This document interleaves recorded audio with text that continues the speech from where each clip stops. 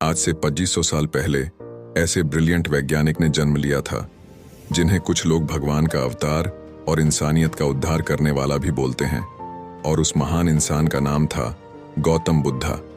जैसा हम सब जानते हैं कि सिद्धार्थ गौतम एक राजा के बेटे थे और खुद भी एक राजा थे। इसलिए जिंदगी के शुरुआती 29 साल उन्होंने महल की शान और शौकत के बीच बिताए थे।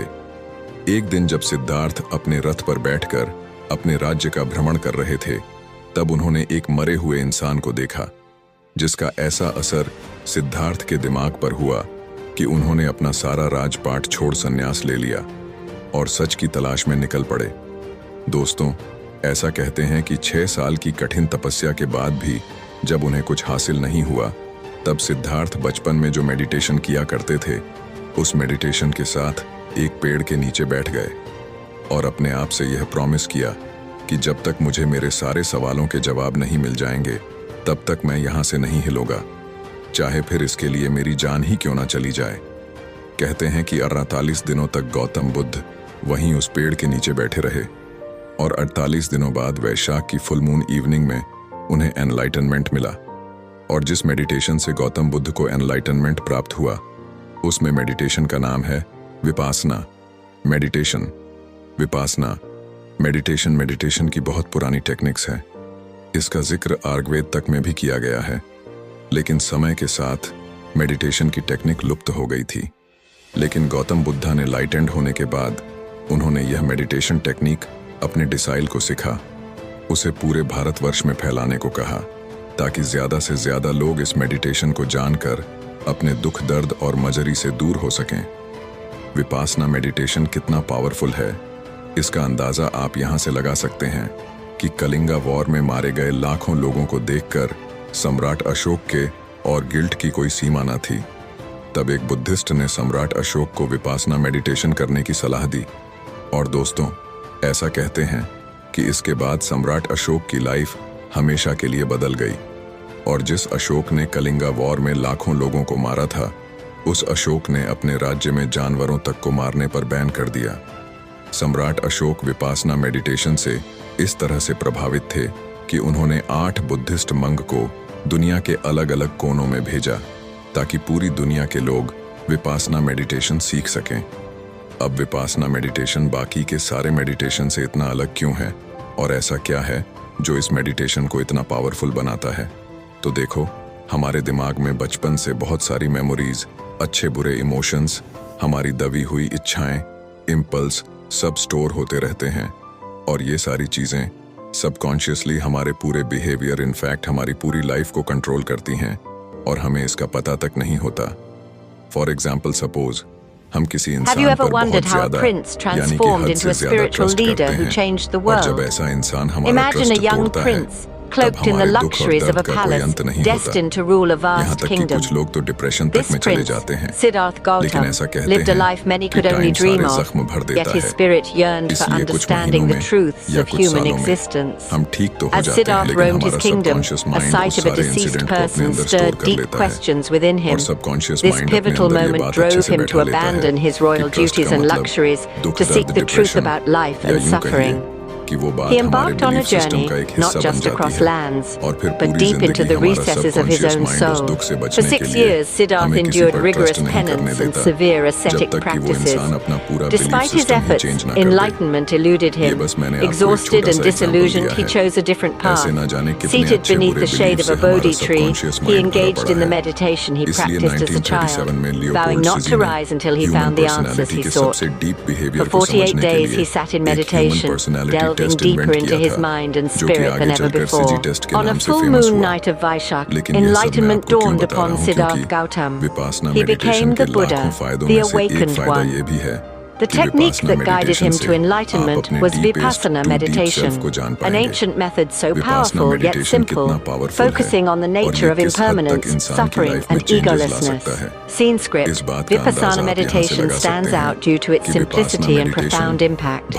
It begins with the observation of one's natural breathing, not altering it but simply observing, which helps to calm the mind and see the reality as it is. This practice brings to light the deep-seated memories, emotions, and desires that shape our lives, often without our awareness. The transformative power of Vipassana meditation is timeless. Centuries ago, it reshaped the life of Emperor Ashoka, who, after witnessing the horrors of war, embraced non-violence and spread the teachings of Buddha across the world. Today, Vipassana continues to heal and enlighten those who practice it, proving its relevance and power in our modern world. In essence, the journey of Gautam Buddha from a prince to a spiritual leader exemplifies the profound journey of human transformation through self-awareness and meditation. His legacy of Vipassana meditation remains a beacon for those seeking peace and understanding in their lives, transcending time and culture.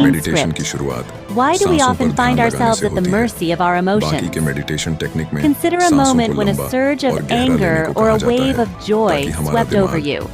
What if there was a way to observe these emotions without becoming their slave? Imagine the journey of Alex, a vibrant individual who often found himself overwhelmed by his emotional reactions. Whether it was a bout of frustration in traffic or immense joy from a compliment, Alex's moods swung with the winds of his experiences. This constant emotional turbulence left him exhausted and seeking a change. Enter Vipassana meditation, an ancient practice with a profound yet simple directive: observe.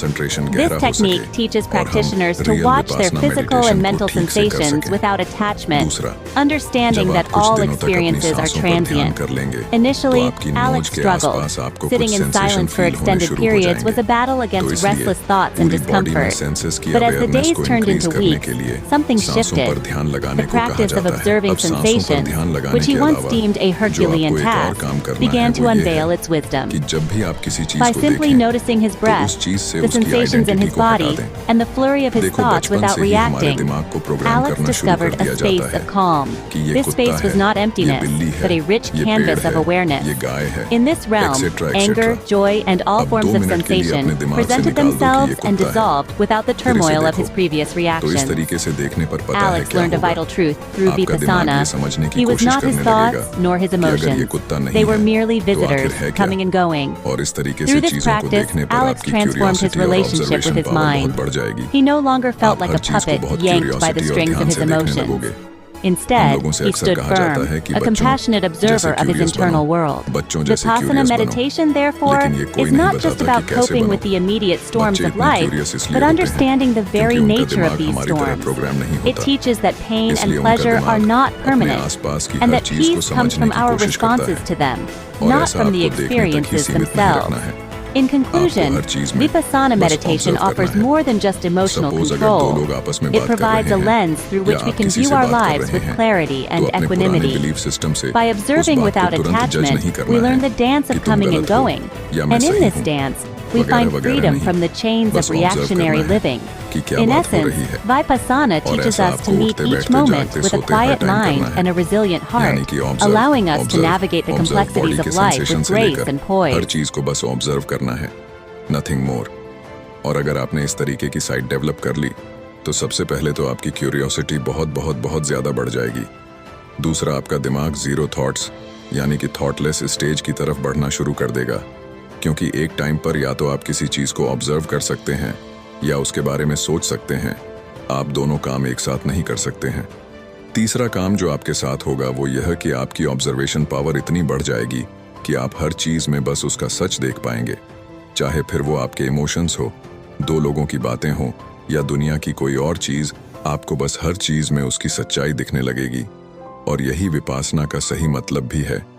जो जैसा है उसे वैसा ही देखना ना, कि अपने pre programme दिमाग या इमोशंस के साथ उसे देखना। Scene script. और अब ऐसा बिल्कुल Why नहीं do we है often find ourselves at the mercy of our emotions? पूरे यूनिवर्स को समझ Consider a moment when a surge of anger or a wave of joy swept over you. What if there was a way to observe these emotions without becoming their slave? Imagine the journey of Alex, a vibrant individual who often found himself overwhelmed by his emotional reactions. Whether it was a bout of frustration in traffic or immense joy from a compliment, Alex's mood swung with the winds of his experiences. This constant emotional turbulence left him exhausted and seeking a change. Enter Vipassana meditation, an ancient practice with a profound yet simple directive: observe.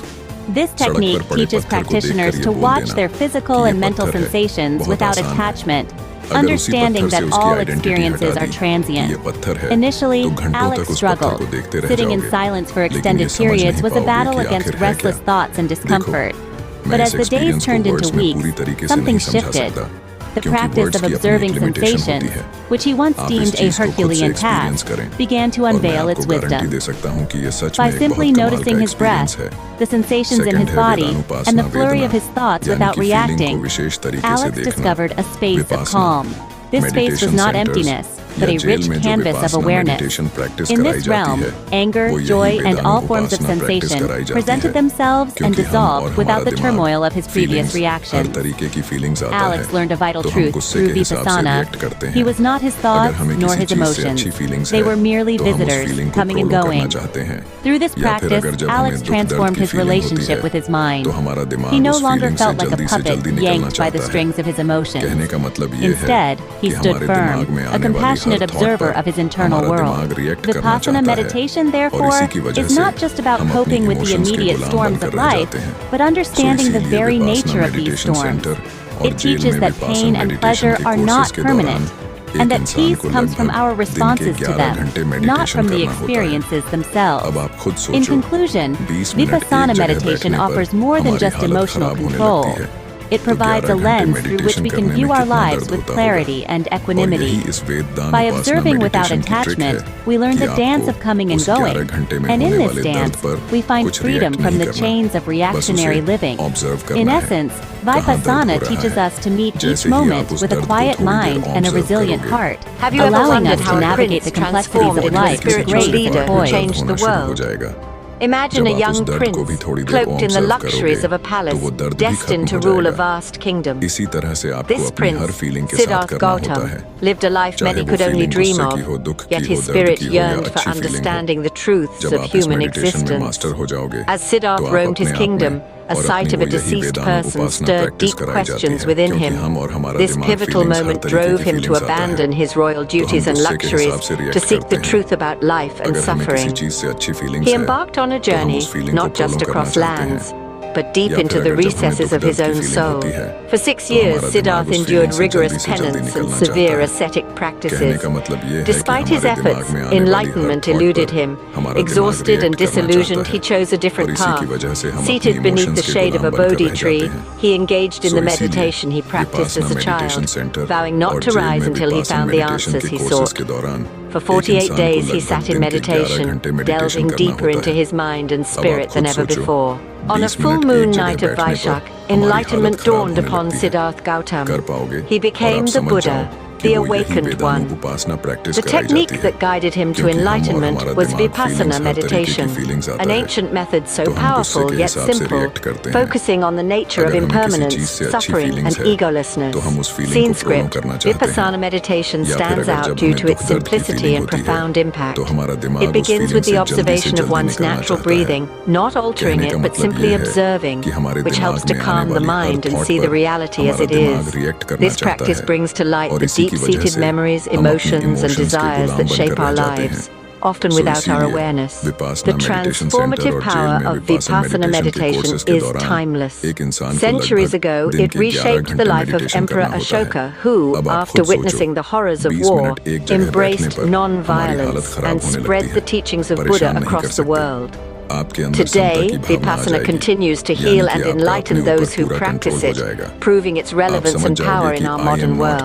In essence, the journey of Gautam Buddha, from a prince to a spiritual leader, exemplifies the profound journey of human transformation through self-awareness and meditation. His legacy of Vipassana meditation remains a beacon for those seeking peace and understanding in their lives, transcending time and culture. Loop from hello में बहुत ही खूबसूरत तरीके से बताया है कि let suppose हमें एक बहुत छोटी सी बात पर गुस्सा आया और तभी हमें ये रियलाइज होगा कि जैसे ही आपको ये छोटी सी बात पर गुस्सा हो रहे हैं तब आपको फिर और गुस्सा आएगा। गुस्सा उस बात पर नहीं जो आपके साथ हुई है, गुस्सा आपको आएगा कि मैं किस तरीके का इंसान हूं यार, जो छोटी छोटी बातों पर गुस्सा करता हूं। यानी कि आप रियल इंसिडेंट जो आपके साथ हुआ है उसे छोड़कर अपने गुस्सा पर गुस्सा करने लगोगे, जिसे another feedback loop from the hell कहते हैं। सो वेदानु उपासना के अनुसार जैसे ही आपको गुस्सा आया और आपने उस गुस्से पर रिएक्ट करने की बजाय अगर उसे ऑब्जर्व कर लिया, तो आप इस so called feedback loop from hello से भी बच पाओगे, जिससे धीरे धीरे आपका अपने ऊपर कंट्रोल बढ़ने लगेगा। थर्ड है चित्ता उपासना। चित्ता यानी कि मन विपासना, मतलब कि विशेष रूप से देखना, यानी कि मन को विशेष रूप से देखना। मैंने इस वीडियो की शुरुआत में बताया था कि आप विपासना मेडिटेशन के थ्रू अपनी डीप सेल्फ को जान सकते हैं। तो इसी चित्ता उपासना के थ्रू आप अपने अंदर छिपे डीप बेस्ड सेल्फ को जान सकते हैं, क्योंकि चित्ता उपासना मतलब कि माइंड कंटेम्पलेशन, कि हमारे दिमाग में एक दिन में लगभग 72,000 थॉट्स आते हैं और उन 72,000 थॉट में से 80 to 90 पर थॉट्स वेस्ट होती हैं, और ये बेकार थॉट्स हमारे ब्रेन में ठीक उसी तरह से काम करती हैं जैसे कि जब किसी नदी या तालाब में बहुत गंदगी या मिट्टी होती है तो उस नदी के तल को देखना बहुत मुश्किल होता है, लेकिन जब एक बार वो मिट्टी या गंदगी साइड हो जाती है तो हम उस नदी के धरातल तक देख पाते हैं। ठीक उसी तरह इन बेकार की थॉट्स के चलते हम अपने डिपेंड सेल्फ को नहीं जान पाते, क्योंकि हमारा दिमाग हर समय इन्हीं बेकार थॉट्स को सोचने में लगा रहता है। अब चित्तानुपासना मेडिटेशन के अनुसार आपको बस अपने थॉट्स को ऑब्जर्व करना है बिना रिएक्ट किए हुए। अब वो थॉट्स बहुत नेगेटिव भी हो सकती हैं या बहुत पॉजिटिव भी हो सकती हैं, लेकिन आपको उन थॉट्स पर कोई रिएक्शन नहीं देना है। थोड़े ही दिनों में आप समझ जाओगे कि आपको किस तरीके के थॉट्स आते हैं। आपको समझ आने लगेगा कि कौन सी थॉट्स बेकार हैं और कौन सी इंपॉर्टेंट, और जब आपका ऑब्जर्वेशन गहरा होता जाएगा तब आप अपने दिमाग के हैबिट पैटर्न समझने लगोगे, अपने दिमाग की इम्पल्सेस, अपने दिमाग की क्रेविंग समझने लगोगे।